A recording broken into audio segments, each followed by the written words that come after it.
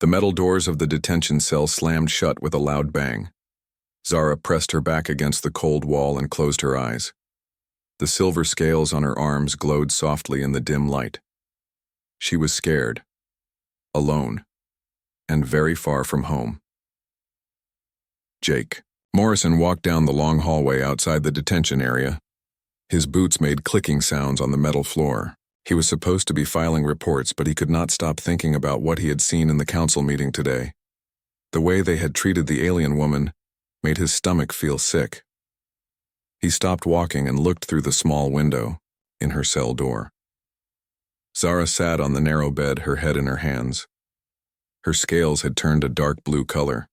Jake had learned that this meant sadness in her people. The Velthari were not popular with most other aliens. They kept to themselves and rarely traded with others.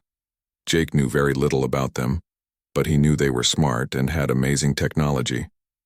What he did not know was why one of them was sitting in a human detention cell, asking for help. Earlier, that day, Jake had watched as Zara stood before the Galactic Council. She was tall and thin, with silver scales that covered her skin like armor. Her eyes were large and golden, and they seemed to glow with their own light. When she spoke, her voice was soft and musical, even though she struggled with the words. "Please," she had said to the council members, "I cannot go back. They will kill me. I only tried to warn others. I only tried to save lives." The council chamber was filled with representatives from 17 different worlds.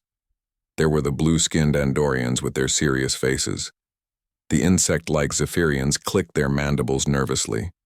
The tall, plant-like Verdians swayed, gently in their special atmosphere suits, but none of them looked at Zara with kindness. Most would not even look at her at all. Ambassador Kretak, another Velthari, stood up from his seat. His scales were darker than Zara's, almost black, and his eyes were cold. "This female is a criminal," he said in perfect galactic standard language. "She has stolen government secrets and shared them with our enemies. We demand her return to face justice." "That is not true," Zara had cried out. "I discovered plans to attack the Kethmori colonies. Innocent people would die. I had to warn them." The council members whispered to each other. Jake could see that most of them did not believe her. The Velthari were important trade partners. They provided advanced technology to many worlds. Nobody wanted to make them angry over one refugee. Lisa Bennett, the human ambassador, stood up. She was a small woman with gray hair, but she had a strong voice. "We should investigate these claims before making any decisions," she said. "If there is evidence of planned genocide, we cannot ignore it." But the other ambassadors were not interested in evidence. The Zephyrian representative clicked loudly. "The Velthari have been our allies for 200 years. We will not risk that relationship for one criminal." One by one, each species voted to send Zara back to her people. Even some who seemed uncomfortable with the decision went along with the majority. Only the humans voted to grant her asylum. "The decision is final," announced the council president, a tall Andorian with white hair. "The prisoner will be transferred to Velthari custody tomorrow." Jake had watched as security guards led Zara away. She did not fight or cry out. She just walked with her head down, her scales now completely dark. As she passed by Jake's seat, their eyes met for just a moment. In that brief look, he saw something that made his chest tight with emotion. It was not anger or hatred. It was disappointment. She had hoped for better from the galaxy, and they had failed her. Now, hours later, Jake stood outside her cell. He knew he should not be here. Talking to prisoners was against regulations, but he could not walk away. He pressed the button to open the communication panel. "Hello?" he said quietly. Zara looked up, surprised. Her golden eyes were wet with tears. "Why are you here, human?" Jake was not sure how to answer. "I wanted to say I'm sorry about today, about what happened in the council." She studied his face through the small window. "Your people voted for me. Why?" "Because it was the right thing to do," Jake said simply. Zara was quiet for a long moment. Then she moved closer to the door. My name is Zara HFY. I am a scientist. I study stars and planets. I'm Jake Morrison. I work for the Diplomatic Corps. Jake Morrison, she repeated slowly, as if trying to remember the name. Will you tell me something, Jake Morrison? Do all humans believe in doing the right thing, even when it is hard? Jake thought about this question. He remembered stories from Earth's history about people who stood up against evil even when everyone else was silent. He thought about his grandmother, who used to say that character was what you did when nobody was watching. Not all of us, he said honestly, but many of us try. Zara's scales began to glow a little brighter. On my world, I had a garden. I grew flowers that bloom in starlight. They were very beautiful, but they only opened at night when others could not see them. That sounds lovely, Jake said. The government destroyed my garden when they marked me as a traitor. They said I wasted resources on useless things. Her voice became very quiet. I will never see starlight flowers again. Jake felt anger rise in his chest, not at Zara, but at the people who had taken everything from her. Maybe you could grow new ones, he said. Somewhere else. Where? Zara asked. Tomorrow I go back to my people. They will put me in prison or worse. Maybe not, Jake said. Sometimes things change. Zara looked at him with those golden eyes. You have hope, Jake Morrison. That is a rare thing in this galaxy. The communication panel beeped, warning that visiting time was over. Jake knew he had to leave, but he did not want to go. Zara, he said, whatever happens tomorrow, remember that someone listened to you. Someone believed you. I will remember, she said softly. As Jake walked away, he made a decision. He could not change what the council had voted. He could not stop the Velthari from taking Zara back to her homeworld. But maybe, just maybe, he could help her in another way. Sometimes the right thing to do was not the legal thing to do. His grandmother had taught him that too. The cargo bay of the transport ship was dark and quiet. Zara huddled behind a stack of supply crates trying to make herself as small as possible. Her scales had turned almost black to help her hide in the shadows. She could hear the crew members, talking as they worked, but she did not understand all their words. Jake had told her to stay hidden until they reached human space. That had been 6 hours ago. Her legs were cramped and she was very thirsty, but she did not dare move. If they found her, they would send her back to die. Hey, what's that over there? A voice called out. Zara's heart began to beat very fast. Heavy footsteps came closer to her hiding place. She closed her eyes and hoped they would not see her. Well, I'll be damned, said another voice. Jake wasn't kidding. A bright light shined on her face. Zara opened her eyes and saw 3 human crew members looking down at her. The man holding the light had short brown hair and kind eyes. The woman next to him had her arms crossed and looked angry. The third person, a young man with red hair, seemed curious. Come on out, said the man with kind eyes. We're not going to hurt you. Zara slowly crawled out from behind the crates. Her legs were stiff and she almost fell. The kind-eyed man reached out to help her, but she stepped back. On her world, touching strangers was not allowed. Sorry, the man said, lowering his hand. I'm Commander Alex Stone. This is Dr. Maya Patel and Engineer Tim Clark. I am Zara HFY, she said in her careful galactic standard. Jake Morrison told me to hide here. I did not want to cause trouble. Dr. Patel stepped forward. She had dark skin and curious eyes. You're the Velthari refugee, the one they were going to send back. Zara nodded. Yes, Jake said humans might help me. But if you do not want me here, I understand. Commander Stone looked at the other crew members. Jake sent us a message explaining everything, said you tried to prevent a genocide. I tried, Zara said sadly. But I failed. Nobody would listen. Tell us what happened, Dr. Patel said gently. Zara was quiet for a moment. Talking about it made her heart hurt. But these humans had already helped her escape. Maybe they deserved to know the truth. I worked for the Velthari Science Council, she began. My job was to study other planets and their people. I loved my work. I thought knowledge was meant to help everyone. She sat down on a supply crate, her scales flickering with different colors as her emotions changed. 6 months ago, I discovered secret files in the government computers. They contained plans to attack the Kethmori colonies. The Kethmori are a peaceful people. They have no weapons, no armies. They just want to live quietly on their small worlds. Why would your government want to attack them? Asked Tim. Resources, Zara said bitterly. The Kethmori worlds have rare minerals that we need for our technology. Instead of trading fairly, the government decided to take what they wanted. Commander, Stone frowned.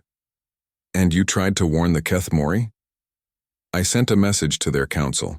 I told them about the planned attack. I thought if they knew, they could ask the Galactic Council for protection. Zara's scales turned dark blue again. But someone discovered what I had done. They called me a traitor. They destroyed my home, my laboratory, everything I had worked for. Dr. Patel sat down next to her, being careful not to get too close. That must have been terrible. The worst part was that nobody believed me when I tried to tell the truth. Even at the Galactic Council, they thought I was lying. They said I was just trying to avoid punishment for stealing secrets. But you weren't lying, said Commander Stone. No. And now? Zara stopped talking and covered her face with her hands. What is it? Dr. Patel asked softly. While I was in the detention cell, I received a message on my communication device. Jake had given it back to me before we left. The message was from a friend who still works for the Science Council. Zara's voice became very quiet. The attack happened yesterday. All 7 Kethmori colonies. Millions of people are dead. The cargo bay became very quiet. The humans looked at each other with shock and sadness on their faces. I'm so sorry, whispered Dr. Patel. I could have done more, Zara said. I should have tried harder to make them listen. You did everything you could, Commander Stone said, firmly. You risked your life to warn them. That took courage. It was not enough. Tim stepped forward. But it was something. You tried to save them when nobody else would. That matters. Over the next few days, as the ship traveled toward human space, Zara slowly began to open up to the crew. Dr. Patel was especially interested in learning about Velthari biology. She discovered that Zara's scales could change color based on her emotions, and that she had weak telepathic abilities. Among my people, telepathy is considered a dangerous mutation, Zara explained as Dr. Patel ran some medical scans. Most Velthari cannot read minds. I can only sense strong emotions, and only when I'm very close to someone. But the government fears that people like me might grow stronger over time. That's why they really want you back, Dr. Patel realized. Not because you're a criminal, but because you're different. Yes, they study people like me in secret laboratories. They want to understand our abilities so they can use them as weapons. Dr. Patel looked angry. That's horrible. It is how things have always been on my world. The strong control the weak. Those who are different are either used or destroyed. It doesn't have to be that way, said Commander Stone, who had been listening. Humans believe that being different makes stronger, not weaker. Zara looked at him with surprise. Really? Really? Our greatest achievements came from people who thought differently than everyone else. We celebrate diversity. As they talked, Zara began to sense the emotions of the crew members around her. Commander Stone felt protective and determined. Dr. Patel was curious and excited about learning new things. Tim was friendly and welcoming. None of them seemed afraid of her or her abilities. For the first time in months, Zara felt something she had almost forgotten. Hope. Where are we going? She asked. A human colony called New Haven, Commander Stone replied. It's a good place, safe. The people there will help you figure out what to do next. And if the Velthari come looking for me, then they'll have to go through us first. Zara's scales brightened to a warm golden color. She had never expected to find kindness among strangers, especially aliens. But these humans had shown her more compassion in a few days than her own people had shown her in a lifetime. "Thank you," she said quietly, "for everything." "Don't thank us yet," said Dr. Patel with a smile. "Wait until you meet the colonists. They can be a bit overwhelming at first." Overwhelming. Humans tend to be very enthusiastic about helping people in need. You might find yourself with more friends than you know what to do with. Zara thought about this. After being alone for so long, having too many friends seemed like a wonderful problem to have. Outside the ship's windows, the stars looked different than they had from her homeworld. But for the first time since leaving, Zara thought they looked beautiful instead of scary. Maybe, just maybe, she could build a new life among these strange, kind people who had chosen to help her when no one else would. The ship continued on its journey through space, carrying its precious cargo toward an uncertain but hopeful future. New Haven Colony stretched across a green valley between two mountain ranges. The buildings were simple but sturdy, made from local stone and metal from the nearby mines. Gardens grew between the houses, filled with earth vegetables and colorful, alien plants. To Zara, it looked like a painting from a children's book. Carl Thompson, the colony administrator, was a large man with a gray beard and tired eyes. He sat behind his desk and looked at Zara with concern. Jake stood nearby, ready to translate if needed. "I want to help," Carl said slowly. "But you have to understand, some folks here aren't comfortable with aliens. We've had problems before." "What kind of problems?" Jake asked. Carl sighed. 3 years ago, some Zephyrian traders cheated our miners out of 6 months' worth of rare metals. Last year, an Andorian medical team left in the middle of a plague outbreak because it was too dangerous. People here have learned not to trust outsiders." Zara's scales turned a pale blue. "I do not want to cause trouble. Maybe I should go somewhere else." "Nonsense," said a new voice from the doorway. A woman with short blonde hair and warm brown eyes walked into the office. "Carl Thompson, you should be ashamed of yourself." "Susan Clark," Carl warned. "Don't start." Susan ignored him and walked over to Zara. "Welcome to New Haven, dear. I'm Susan. I teach at the local school. Don't mind Carl. He worries too much." Zara looked at Susan. With surprise, the human woman's emotions felt warm and genuine. There was no fear or suspicion, only kindness. "Thank you," Zara said quietly. "Now then," Susan continued, turning back to Carl.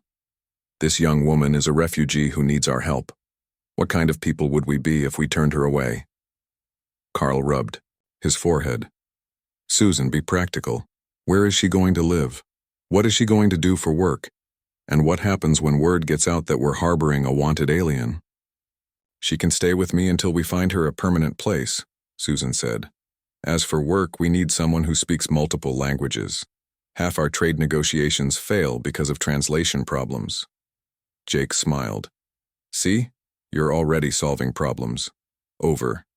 The following weeks, Zara slowly began to settle into life on New Haven. Susan's house was small but comfortable, with a garden in the back where Zara could sit and think. The human woman was patient and kind, teaching Zara about human customs and helping her improve her language skills. But not everyone in the colony was as welcoming as Susan. At the market, some vendors refused to serve Zara. Children would point and whisper when she walked by. A few adults made rude comments about lizard people when they thought she could not hear them. "Just ignore them," Susan said one evening as they sat in the garden. "They'll come around once they get to know you." "How can you be sure?" Zara asked. Her scales had been a dull gray all day, because underneath all that fear and suspicion, humans are good people. We just need time to remember it sometimes. The breakthrough came on a Tuesday morning. Zara was walking to the translation office when she heard screaming from the mining complex. People were running toward the main shaft, shouting for help. "What happened?" Susan called out as she ran up to the crowd. "Cave in," shouted one of the miners. "Tommy Wright is trapped down there. The entrance is completely blocked." Zara felt her heart race. She pushed through the crowd to get closer to the mine entrance. Rocks and metal beams blocked the tunnel completely. Heavy machinery was already working to clear the debris, but it would take hours. "How long has he been down there?" asked Dr. Patel, who had arrived with her medical kit. "About 20 minutes," replied the mine foreman, "but his air supply won't last more than an hour with all that dust." That was when Zara realized she could help. Her telepathic abilities were weak, but in moments of extreme emotion, she could sense thoughts from much farther away. Fear and panic were the strongest emotions of all. She closed her eyes and reached out with her mind. Through the rock and debris, she could feel something, a small, frightened presence deep in the darkness. "He's alive," she said suddenly. Everyone turned to look at her. "How do you know?" asked the foreman. "I can sense him. He's scared, but he's not hurt badly. He's in a side tunnel about 50 meters down and to the left." The foreman looked skeptical. "That's impossible. There's no way to know that." "No. She has telepathic abilities," Dr. Patel explained quickly. "If she says he's there, he's there." The rescue team changed their approach based on Zara's guidance. Instead of clearing the main tunnel, they used smaller equipment to dig toward the side passage. It was faster and safer. Every few minutes, Zara would close her eyes and check on the boy. "He's getting weaker," she reported, "but he's still conscious." After 45 minutes of digging, they broke through. 8-year-old Danny Wright was pulled from the tunnel, covered in dust but alive and unharmed. His mother, Carol Wright, cried with relief as Dr. Patel checked him over. "He's fine," the doctor announced. "Just scared and dusty."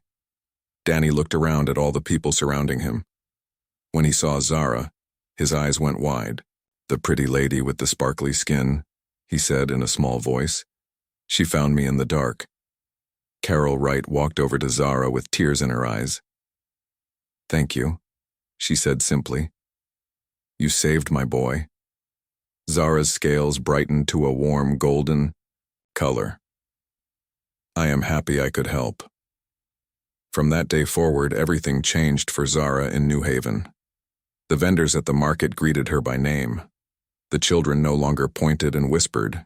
Instead, they asked if she could make her scales change colors. Adults who had ignored her before now stopped to chat about the weather or ask about her work. Danny Wright became especially attached to her. He would visit the translation office after school, asking questions about her homeworld and telling her about his day.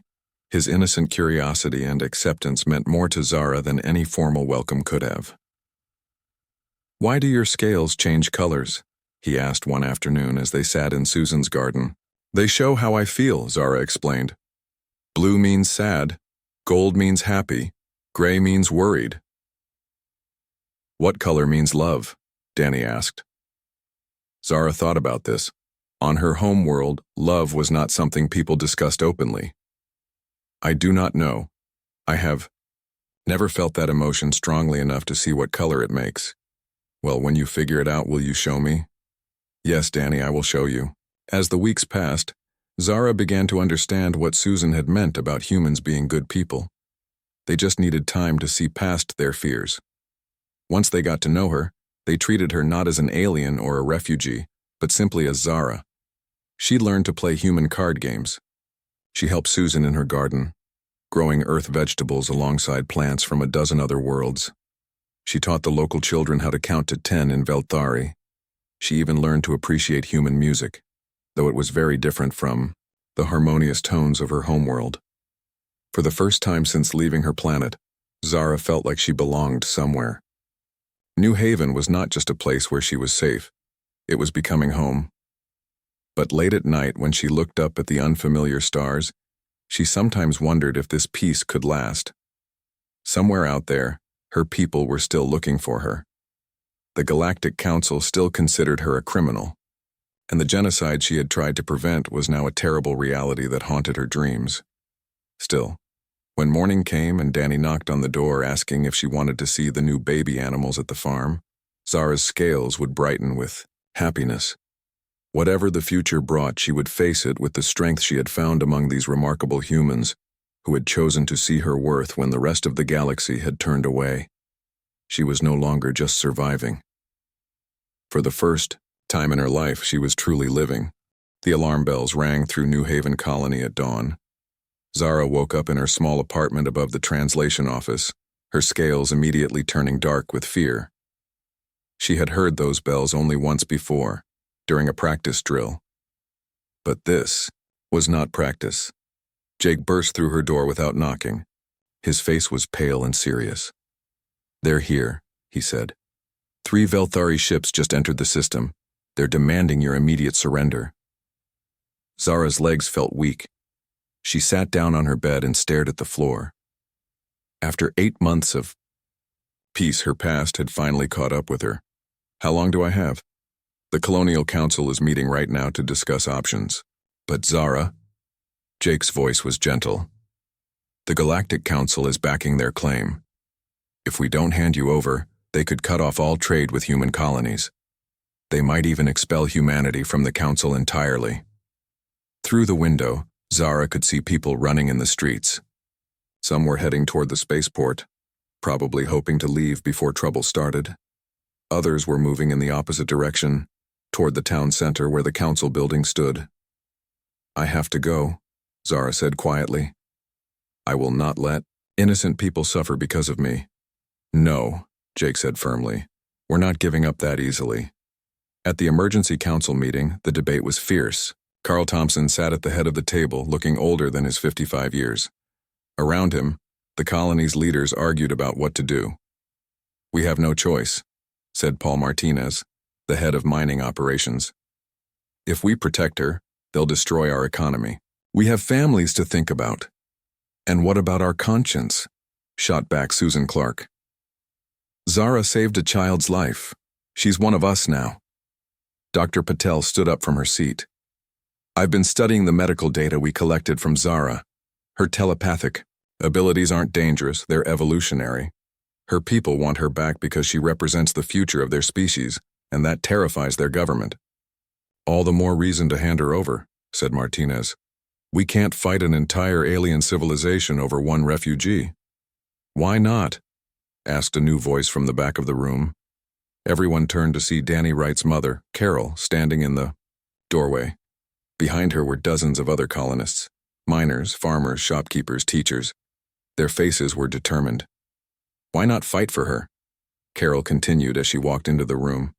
"She risked everything to save lives.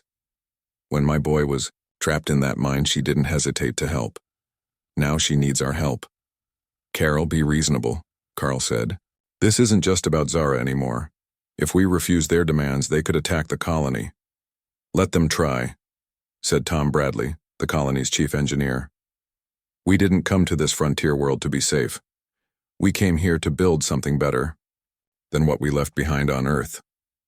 More colonists filed into the room. Zara sat in the corner, overwhelmed by the sight of so many humans willing to stand up for her. Her scales flickered between blue and gold, unable to settle on a single emotion. "This is madness," Martinez protested. "You're talking about war with the Velthari." "No," said a calm voice from the doorway. "They're talking about doing what's right." General Nick Rodriguez walked into the room, followed by several human military officers. The general was a tall man with graying hair and sharp eyes. His uniform bore the insignia of the Colonial Defense Force. "General," Carl said with relief, "thank God you're here. Maybe you can talk sense into these people." "Actually," Rodriguez said, "I'm here to support them." The room erupted in surprised voices. Martinez looked like he was about to faint. "General, you can't be serious. The political implications alone are exactly why I'm here," Rodriguez finished. 3 hours ago, my ships intercepted Velthari military communications. They're not just here for Zara. They're planning to establish a military base in this system, with or without our permission." "What?" Carl gasped. "The Velthari have been looking for an excuse to expand into human space. Zara was just convenient. If we hand her over, they'll thank us politely and then start building weapons platforms in our backyard." Dr. Patel leaned forward. "What do you mean, weapons platforms?" "Intelligence suggests they're preparing for another expansion campaign. After the Keth Mori genocide, they've grown bolder. Earth Command believes they plan to target the Rylac Federation next." Jake felt his stomach drop.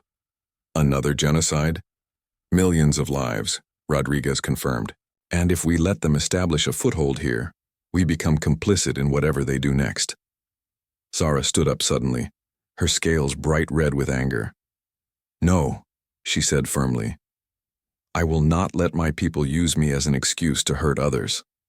I will surrender myself before I let that happen. That won't stop them, Rodriguez said gently. They've already made their decision. Whether you surrender or not, they plan to occupy this system. Susan Clark walked over to Zara and took her hand. Then we fight. We fight, Carol Wright echoed. One by one, the colonists in the room voiced their agreement. Even Martinez, after a long moment of silence, nodded his head. If we're doing this, we do it together. Outside, the Velthari ships moved into orbit, around New Haven. Their sleek dark hulls looked like predators circling their prey. Ambassador Kretak's face appeared on the colony's main communication screen, his black scales gleaming in the artificial light. Humans of New Haven, he said, in his cold voice. You harbor a dangerous criminal. Surrender her immediately or face the consequences. Carl Thompson, flanked by General Rodriguez and surrounded by his people, looked directly into the camera. Ambassador Kretak, the being you seek is under the protection of human law. She has committed no crimes against our people and has, in fact, saved lives. We formally refuse your demand. Kretak's eyes narrowed. You make a grave mistake, Administrator Thompson. We will take her by force if necessary. Then you'll have to go through all of us. Carol Wright called out from behind Carl. The transmission ended. In the silence that followed, everyone looked at each other with a mixture of fear and determination. They had just declared war on one of the galaxy's most powerful civilizations. Zara felt tears running down her face, but her scales were glowing bright gold. These humans, these wonderful, impossible humans, were willing to risk everything for her. Not because she was useful to them, not because she could offer them something in return, but simply because it was the right thing to do. Why? She whispered to Susan. Why would you do this for me? Susan smiled and squeezed her hand. Because that's what family does, dear. We take care of each other. As the colony prepared for what might come, Zara finally understood what love looked like on her scales. It was gold, bright and warm and beautiful.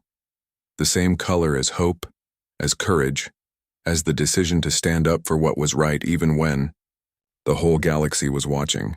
For the first time in her life, Zara was not alone. She had found her family among the stars, and she would fight alongside them to protect the future they were building together.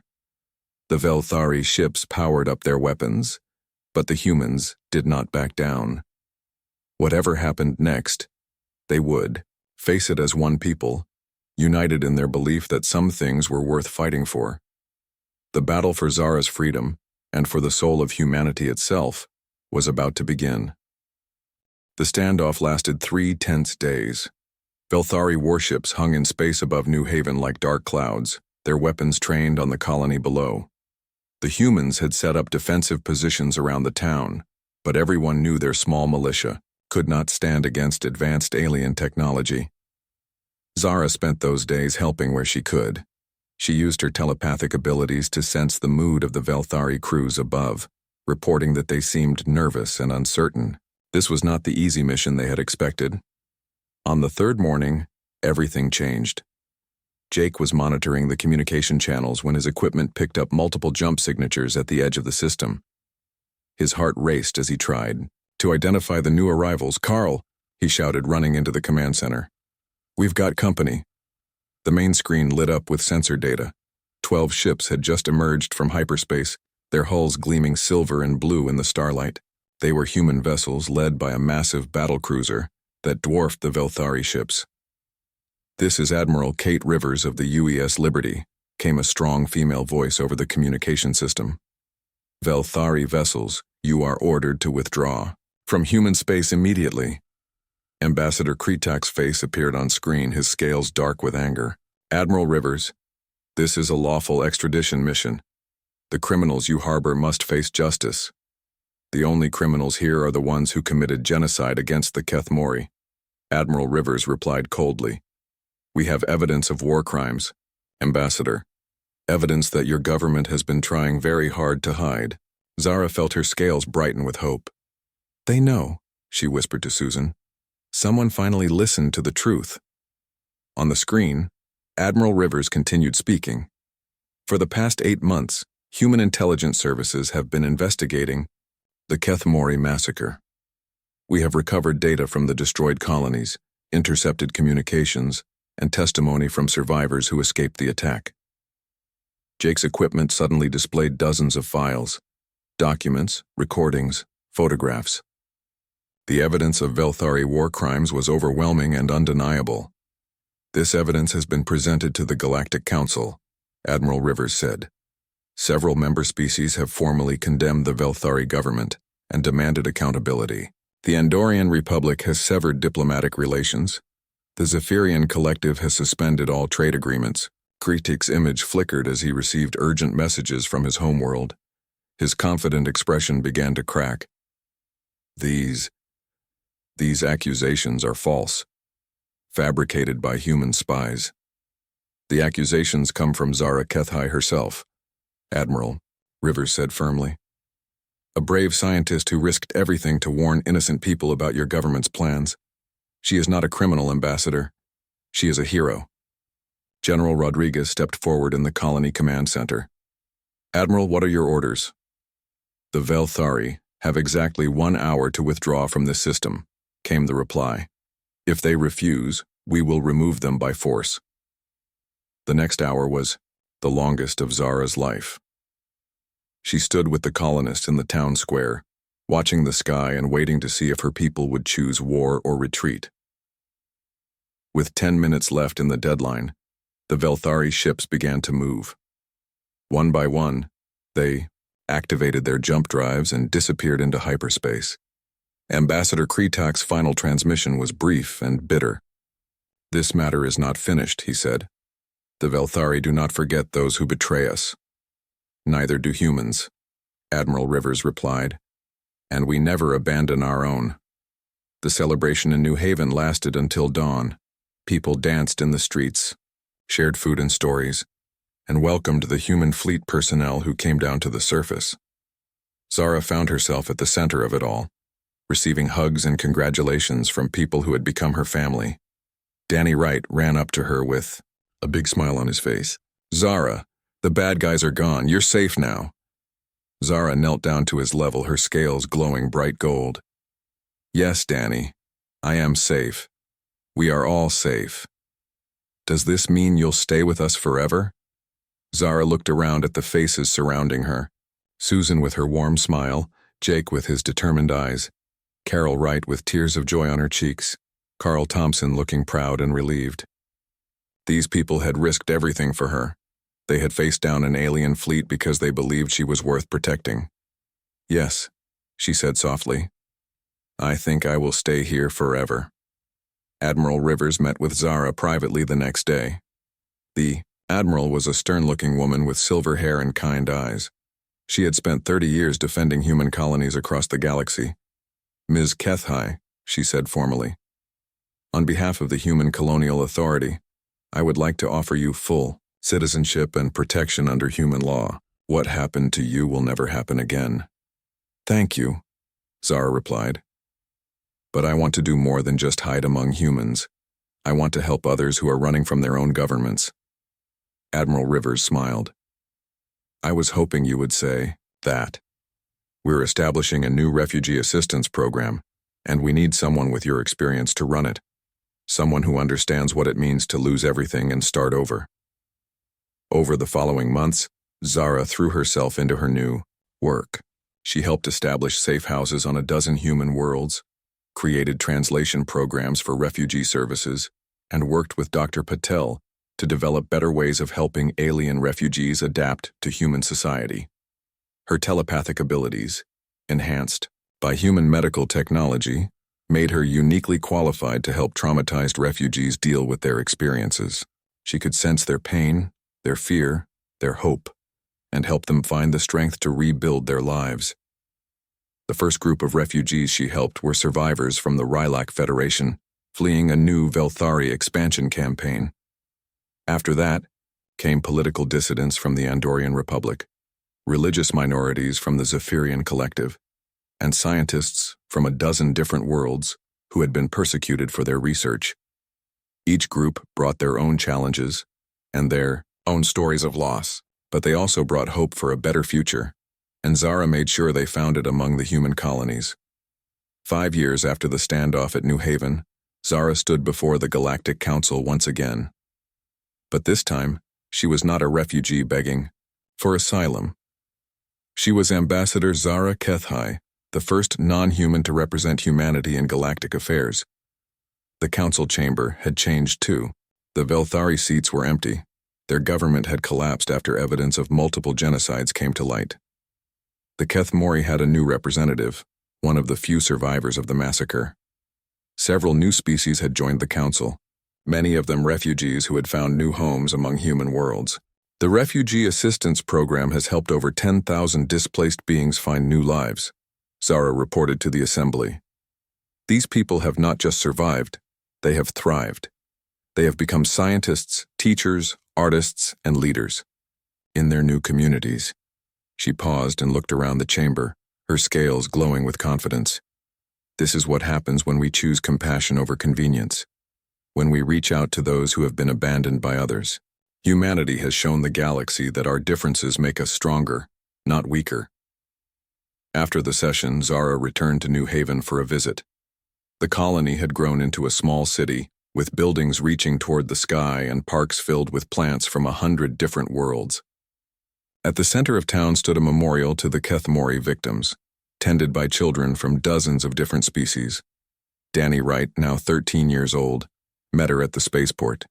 He had grown tall and was studying xenobiology, inspired by his childhood friendship with Zara. "How was the council meeting?" he asked as they walked through the familiar streets. "Productive," Zara replied. "We're establishing refugee centers on 20 new worlds next year." "That's great." "Oh, and guess what? Susan finally finished her book about the first year you lived here. She wants you to write the introduction."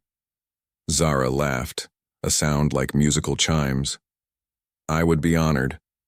That evening, as she sat in Susan's garden under the alien stars, Zara reflected on how much her life had changed. She had lost her homeworld, her career, and her original people. But she had gained something far more valuable: a chosen family, a purpose, and a place where being different was celebrated rather than feared. The starlight flowers she had planted years ago bloomed around her, their petals glowing softly in the darkness. They were not the same as the ones from her homeworld, but they were beautiful in their own way.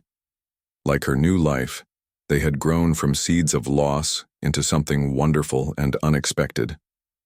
Danny sat down beside her, now old enough to appreciate the quiet beauty of the night. "Zara," he said thoughtfully, "do you ever regret leaving your homeworld?" She considered this question carefully. "I regret the circumstances that forced me to leave. I regret that I could not save the Kethmori, but I do not regret the life I have built here. Because of us? Because of all of us." She corrected gently. "Humans taught me that family is not about where you come from, but about who chooses to stand beside you when the universe turns dark." As they sat together in comfortable silence, Zara's scales glowed with the warm gold color that had become her signature emotion. Love, hope, and belonging all mixed together in a brilliant display that lit up the garden like a beacon. Somewhere in the vast galaxy, other refugees were probably looking up at the stars and wondering if they would ever find a place to call home. But Zara,